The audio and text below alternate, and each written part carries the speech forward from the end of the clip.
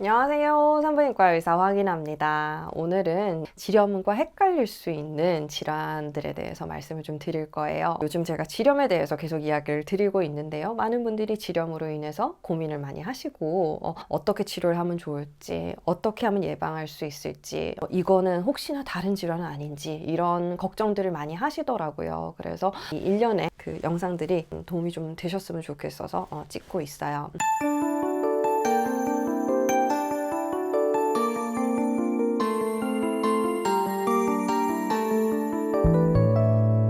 제가 처음에는 반복되는 지렴의 원인 같은 것들, 그리고 어떤 것들이 문제가 되는지에 대해서 말씀을 드렸고요. 두 번째 영상에서는 이런 지렴을 예방하기 위해서 혹은 잘 관리하기 위해서 가져야 되는 생활 습관들 5가지에 대해서도 말씀을 드렸어요. 이번 시간에는 지렴과 헷갈릴 수 있는 다른 질환이라는 주제로 좀 말씀을 드리려고 해요. 가렵고 질분비물이 많아져서 당연히 지렴인 줄 알았는데 병원 가보니까 지렴이 아니라고 하더라 라고 하는 경험을 해보신 적이 있으신가요? 지렴 때문에 왔어요 라고 하시는데 지렴이 아닌 경우를 꽤 많이 보거든요. 오늘은 거기에 대해서 좀 말씀을 드리고 올바른 치료를 받으실 수 있는 방법에 대해서 말씀을 드리려고 합니다. 지렴이라고 생각을 하고 지렴에 대해서만 치료를 했다면 놓칠 수 있는 부분들이 틀림없이 있어요. 약국에서만 약을 사 먹거나 연고를 바르거나 그냥 질정을 넣는 자가치료만으로 하지 마시고 이런 경우에는 병원에 꼭 와야 된다는 사실을 좀 아셨으면 좋겠습니다. 첫 번째로 말씀드릴 거는 세균성 지렴과 성병으로 인한 지렴의 차이예요.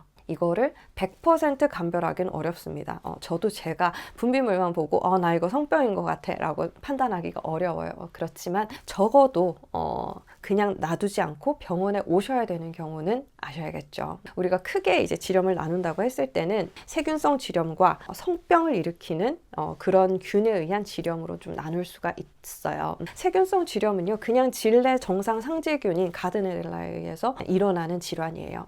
질내 환경이 안 좋아지면서 유익균인 유산균들이 많이 죽어버리고 그 자리에 가드네렐라가 확 많아지면서 분비물을 많이 만들고 이 분비물에서 생선 비린내 같은 냄새가 나고 이런 것들이 우리가 겪는 대표적인 세균성 지렴이에요. 대부분의 분들, 90% 이상의 분들은 이것 때문에 병원에 오십니다. 그렇지만 이 10%에서는 이 균 말고 정말 성적으로 전파되는 균을 가지고 오시는 분들이 있어요. 대표적인 것들로는 트리코모나스라든지 클라미디아 이런 것들 가장 대표적으로 많이 생기는 성적으로 전파되는 균입니다. 이런 것들은 이제 가드네렐라에 비해서 문제가 되는 거는 치료가 잘 되지 않았을 때는 상대방에게 옮길 수가 있고요. 전파를 시키는 거죠. 나도 옮아왔을 수 있지만 나도 옮길 수 있는 거예요. 그리고 이런 병들은 이제 골반염으로 발전을 하는 가능성들이 있습니다. 가드네렐라는 생겨봤자 이제 냄새가 나고 뭐 그런 문제는 있을 수 있겠지만 질 안에 머물러 있는 균이에요. 질내 상재균이라고 말씀을 드렸잖아요. 그런데 트리코모나스, 클라미디아 이런 애들은 타고 올라갑니다. 자궁 내막을 감염시키고 나팔관을 통해서 밖으로 나가서 골반염을 일으킬 수가 있어요. 이런 균들은 훨씬 큰 문제가 되겠죠. 골반염이 생겼을 때는 어때요? 배도 많이 아플 수 있고 열도 날 수 있고요. 난소나 이런 데 고름집을 형성을 해서 여기서 이제 감염 문제를 좀 일으킬 수 있죠. 지속적으로 열이 난다든지 이런 문제들을 일으킬 수 있고 골반 내에 감염이 많이 생겨버리면 장기끼리 들러붙는 유착 현상이 생겨요. 그래서 나팔관이 이렇게 자유롭게 움직여야 되는데 얘들이 들러붙어서 굳어버린다든지 이런 유착이 심해버리면 나팔관이 배란된 난자를 잡아오는 이 역할을 못하게 돼요. 그러면 이것도 난임의 원인이 될 수 있습니다. 그렇기 때문에 우리가 성병 걸리면 임신 못한다 라고 하는 거에 근거가 이건데요. 많이 심하지 않은 이상 이런 문제까지 생기지는 않아요. 그렇지만 생겼을 때는 잘 치료를 해야 되겠죠. 그래서 이게 자궁내막염이나 골반염의 단계로 진행하기 전에 지렴을 빨리 발견해서 치료하는 게 굉장히 중요합니다. 이런 질환의 특징은요, 우리가 일반적으로 갖는 세균성 지렴에 비해서 분비물이 조금 더 노랗고 심한 악취가 나는 경향이 있어요. 지렴은 보통 가려운 거 이런 것들이 문제가 되고 분비물은 보통 나왔는 거 보면 약간 회색이거나 흰색 이런 경우가 더 많아요. 그런데 샛노란색이라든지 이런 분비물에서 피가 묻어난다든지 혹은 냄새가 그냥 일반적으로 나는 분비물 냄새가 아니고 심한 악취가 나는 경우, 이런 경우에는 가려움증이 없더라도 병원에 와보시는 게 좋아요.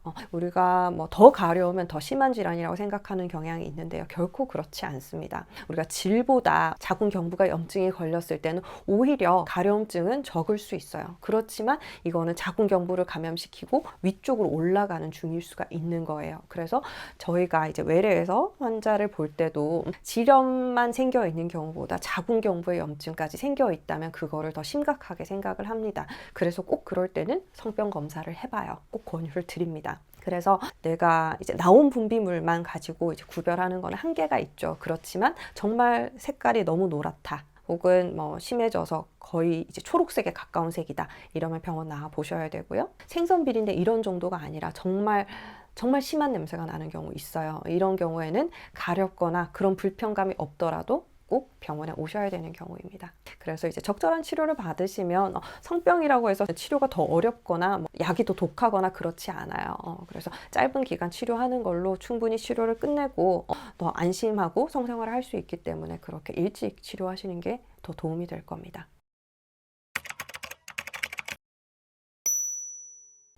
두 번째로 구별하기 어려운 거는 가렵고 따가워요 라고 했을 때 캔디다 질염만 생각하시는 경우가 있어요. 캔디다 질염은 특징적으로 외음부가 많이 가렵고요.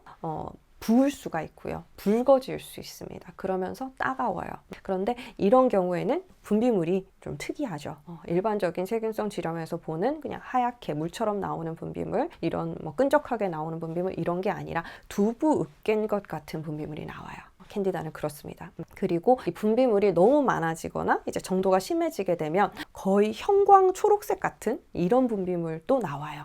그래서 이거 성병 아니에요 하면서 오시는 분들이 꽤 있는데요. 그거는 이제 심한 캔디다 질염이에요. 캔디다는 성병 아닙니다. 옮기는 거 아니에요. 그래서 거기에 대해서 이제 치료를 하고 나면 좋아지시겠죠. 그런데 이게 자주 생겨봤던 분들은 당연히 가렵고 따갑고 하면 캔디다 질염이라고 생각을 하시는데요.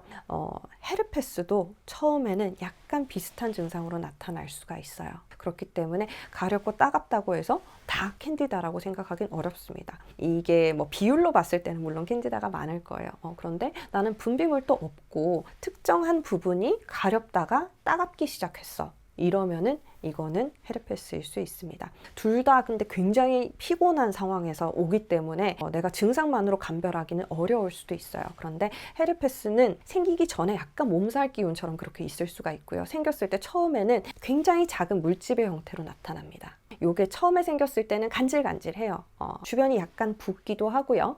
그렇게 올라왔다가 물집이 터지면서 그때부터는 따갑습니다. 굉장히 따가워요. 캔디다보다 이건 더 따가워요. 그래서 그런 것들이 생길 수가 있고, 얘는 옆으로 옮아갈 수 있어요. 반대편으로도 옮아갈 수 있습니다. 이게 뭐 송순이 이렇게 있으면 양쪽이 이제 붙잖아요. 그럼 여기 헤르페스가 생겼다, 반대편 여기로 옮겨갈 수 있고요. 그리고 송순이 이쪽에 생겼을 때는 손을 대거나 이러면 바이러스가 옆으로 번져요. 그러면서 다른 부분들을 감염을 시킬 수가 있어요. 그래서 여러 개의 수포가 생길 수도 있죠. 송순 안쪽에도 잘 생기고요. 대음순 쪽, 엉덩이 쪽까지 다양한 부분에 생길 수 있어요. 그런데 캔디다 같은 경우는 그런 부분에는 잘 생기지 않아요. 보통 회음부 쪽이 찢어지면서 가렵고 따갑고 이렇게 증상이 생깁니다. 보통은 따갑다 하시는 부분이 다 이제 지립구 바로 뒤쪽, 그쪽이 따가운 경우가 많고요. 헤르페스는 다양한 곳에 생길 수 있기 때문에 어디에 생긴다 말하기가 조금 애매하지만 그 특정 부분이 계속해서 따갑다라고 한다면 병원 와서 체크를 해보실 필요는 있어요. 그래서 헤르페스는 그런 캔디다의 두부 으깬 것 같은 특징적인 분비물이 없겠죠. 그런 식으로 이제 내 증상만으로 감별을 한다면 그러실 수 있겠고요. 병원 오시면 그냥 의사가 보면, 눈으로 보면 압니다. 그거는 뭐 특별한 검사 없이도 이거 헤르페스니까 헤르페스 약 드릴게요, 캔디다니까 캔디다 약 드릴게요 할 수 있는 쉬운 감별이고요. 그리고 내가 이거를 정말 정확한 확진을 받고 싶다라고 한다면 균 검사를 통해서 또 확실하게 할 수도 있어요.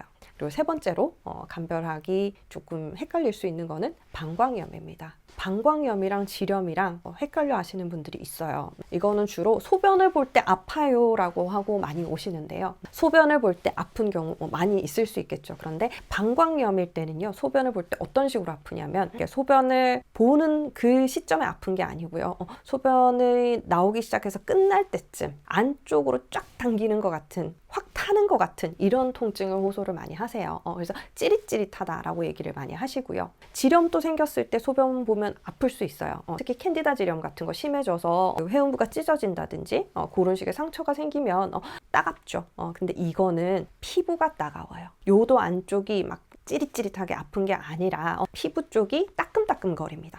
그런 식으로 이제 아픈 게 다를 수가 있어요. 지렴은 당연히 질 분비물이 많아집니다. 질 분비물이 많아지고 냄새가 난다든지 가렵다든지 이런 것들이 이제 동반이 되는데요. 방광염은 그렇지는 않아요. 질 분비물이 많아지는 거, 냄새가 나는 거 이런 거는 방광염에서 흔히 있지는 않습니다. 그래서 방광염인데 냄새가 나서 저는 방광염인 것 같아요. 이런 분들이 있는데요. 소변에 염증이 생겨서 냄새가 날 거라고 생각을 하시더라고요. 그런데 이거는 오히려 지렴인 경우들이 있어요. 소변을 보다 보면 소변만 나오는 게 아니고 질 분비물도 같이 빠지거든요. 이럴 때는 이제 질 분비물이 배출이 된 상태에서 냄새가 올라오면서 이거는 내가 소변에 염증이 생겨서 냄새가 나나 보다 이렇게 생각하시기도 하거든요. 그래서 지렴과 방광염은 이런 식으로 좀 구별을 할 수가 있고요.